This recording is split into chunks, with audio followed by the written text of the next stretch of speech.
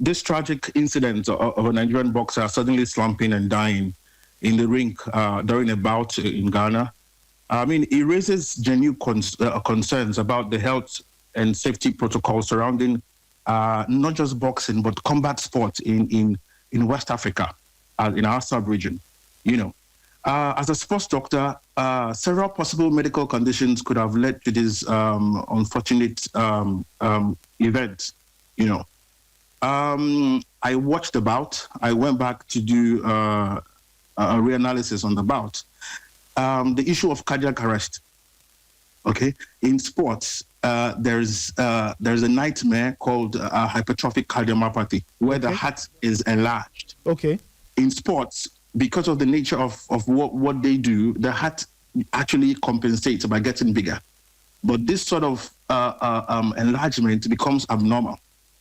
Okay, and this actually predisposes boxers, not just boxers, sport people, to sudden cardiac death, especially under extreme physical stress. Okay. So you can imagine a boxer is always, constantly in stress throughout the whole bout.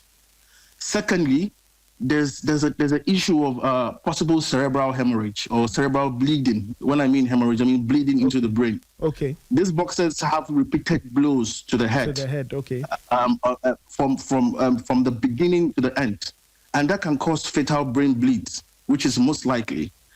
Don't forget, we might have pre-existing conditions like even a subdural hematoma, which means a previous clot in the brain that was not diagnosed properly. Okay. And this may have gone unnoticed without proper evaluation. Another factor with possibility of severe dehydration. You see, boxers are known to have this rapid weight cutting practices where they have to lose their weight to fit in their categories before fight. And this can lead to electrolyte imbalances.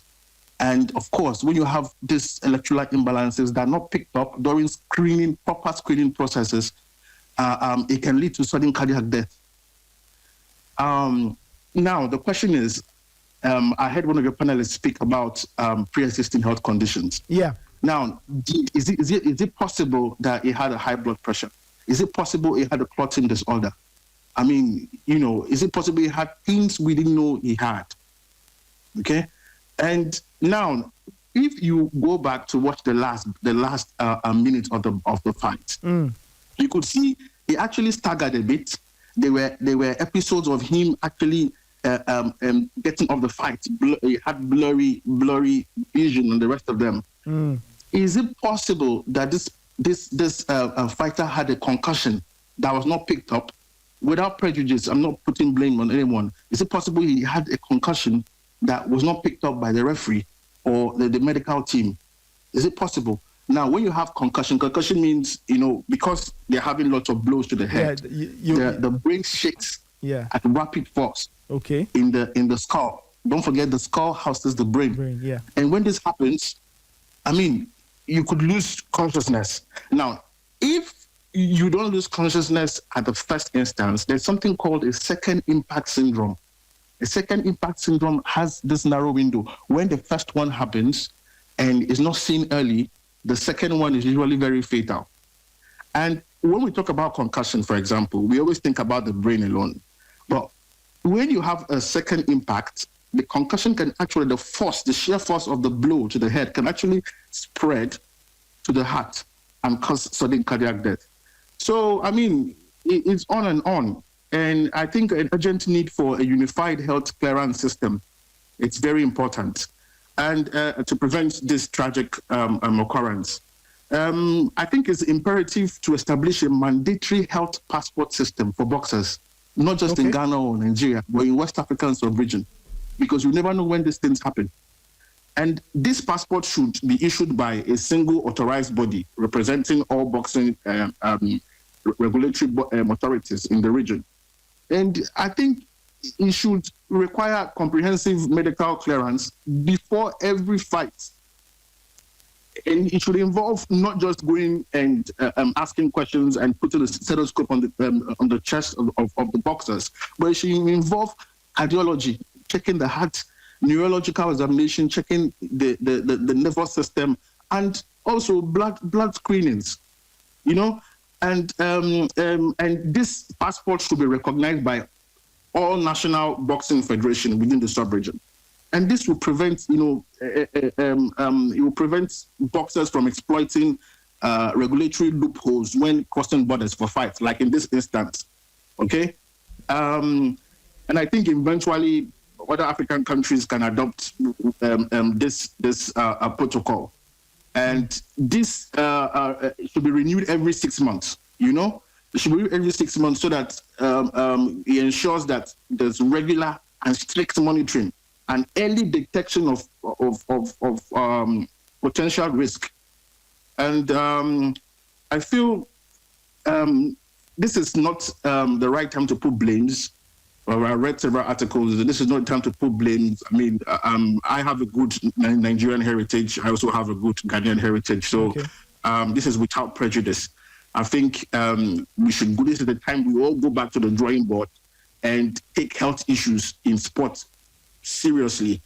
And if as a matter of urgency, if the health passport system can be set up right away, I think a pre-fight clearance should be a bilateral process. It should be bilateral. It should be done in Nigeria, and it should be done in Ghana too.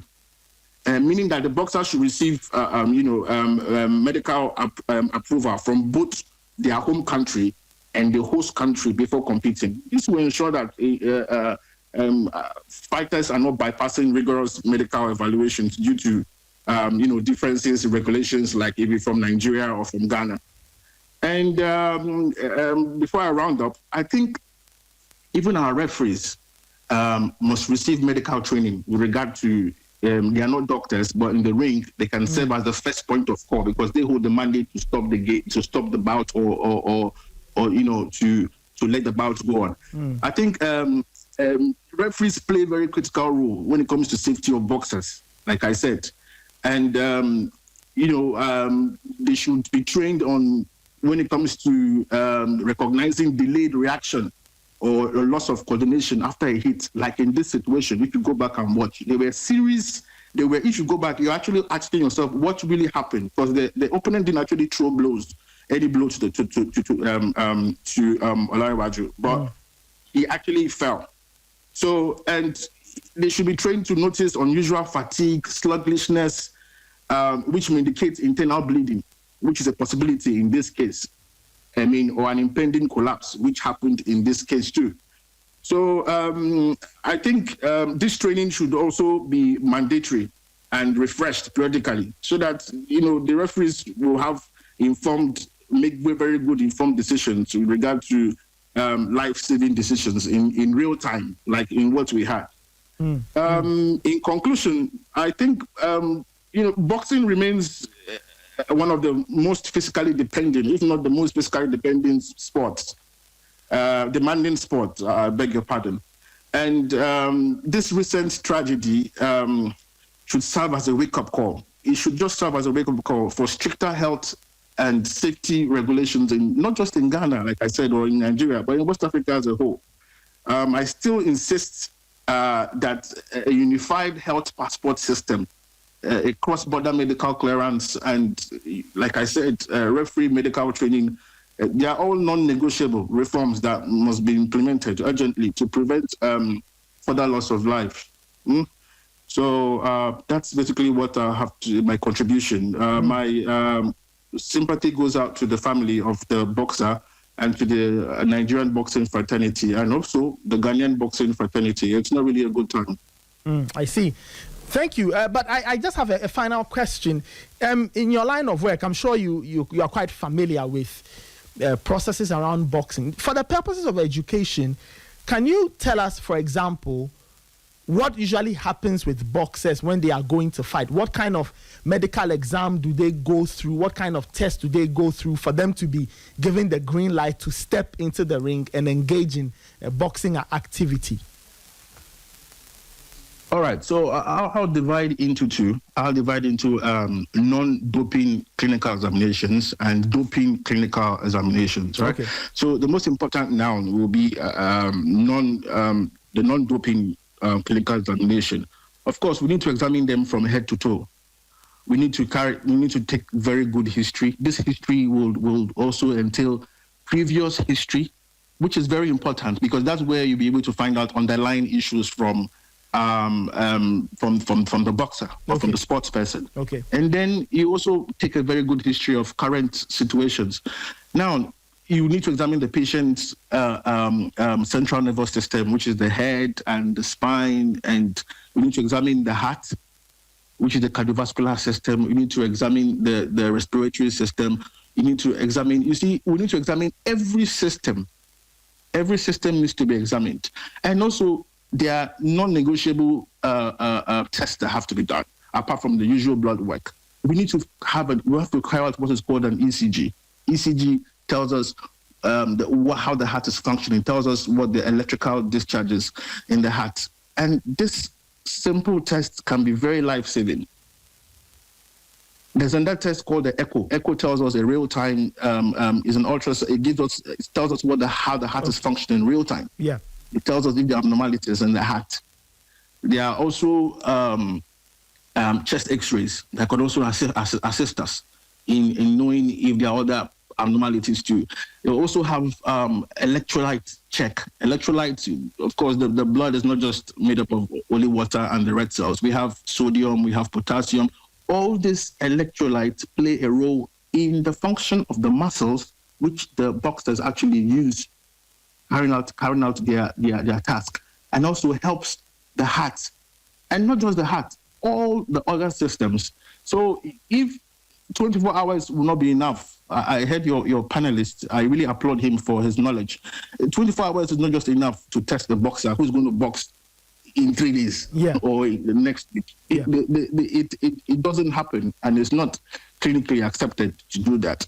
So I don't want us to share blames. Like I said, we have to go back to the drawing board. If there are lapses, if we have to ask ourselves, were there lapses when it comes to clearing this boxer to fight, both in Nigeria and Ghana? I can't say much about what happened in Nigeria, but there should be loopholes. So let this time serve as a time to redeem and prevent issues. Prevention is always better than cure. So it's basically that's what my contribution will be.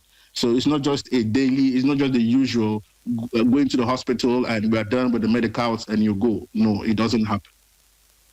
All right. Doc, thank you. Thank you so much for the insights and the knowledge. I think that you've added a new layer to the conversation we've. This is 40 FM, the voice of sport.